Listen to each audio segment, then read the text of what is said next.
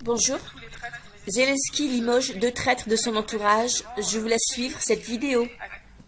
Zelensky et sa garde rapprochée montrent des signes de fissure, en tout cas après avoir traqué les espions à la solde des Russes. Voilà que le président ukrainien parle de traîtres autour de lui. Je n'ai pas le temps de m'occuper de tous les traîtres, mais ils seront tous punis, avec en tête visiblement des chefs de la sécurité à Kiev et à Kherson. Général Trinquant, qu'est-ce que ça peut vouloir signifier?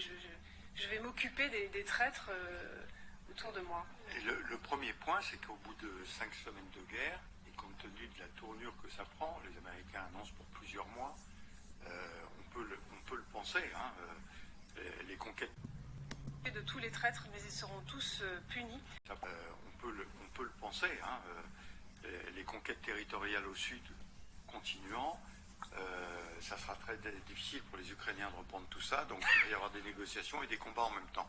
Donc l'usure, et un certain nombre, vous allez avoir ceux qui vont dire on va jusqu'au bout, et ceux qui disent maintenant négocions, lâchons du lest, etc., etc. Il y a forcément des points de vue divergents dans mais ça nous surprend parce que c'est plutôt un vocabulaire poutinien, on va dire. Hein. Jusqu'à présent, c'était plutôt une image d'unité qui ressortait du commandement ukrainien. Il faut se souvenir que lorsqu'il y a eu les 2 premiers couvre-feux sur Kiev, qui avaient été décrétés par la municipalité en coordination avec la présidence, l'un des objectifs, au-delà de la mise à l'abri des civils, c'était de faire place nette pour faire la traque aux saboteurs, pour reprendre ce lexique. Bon. Donc c'est une première donnée qui montre que on n'a jamais été en Suisse romande, ni dans une principauté scandinave. Il y a toujours eu cette conscience qu'il y avait de la part des Russes, et ils l'ont d'ailleurs très mal fait, une volonté d'infiltration d'éléments qui étaient capables à la fois de capter des éléments d'information cruciaux pour l'offensive, mais aussi de apprécier l'état d'esprit de la population. Et donc le fait qu'il y a 2 hauts responsables de la sécurité, hein, un de la ville de Kherson, un à l'échelon national, qui sont 2 généraux qui sont dégradés et qui, de l'aveu du président Zelensky, auront des comptes à rendre, c'est aussi par ailleurs un message qui est adressé à ceux qui pourraient être tentés de pactiser avec l'ennemi parce qu'ils ont de vieilles complicités, des connivences familiales, etc., etc.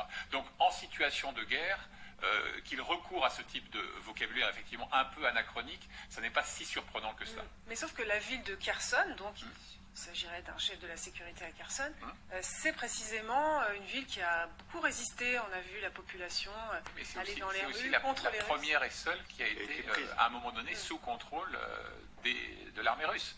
Donc on peut employer cet argument, c'est vrai qu'il est réversible. Et on peut se dire que si Kherson est tombé, seule ville d'Ukraine eh bien c'est parce qu'il y a eu une défaillance de ce côté-là. Quand vous parlez d'autorité, alors sans faire un mauvais parallèle, Vladimir Poutine a eu des mots quasi semblables, hein, identiques, face à justement ceux qui ne joueraient pas le jeu et ceux qui n'iraient pas dans son sens.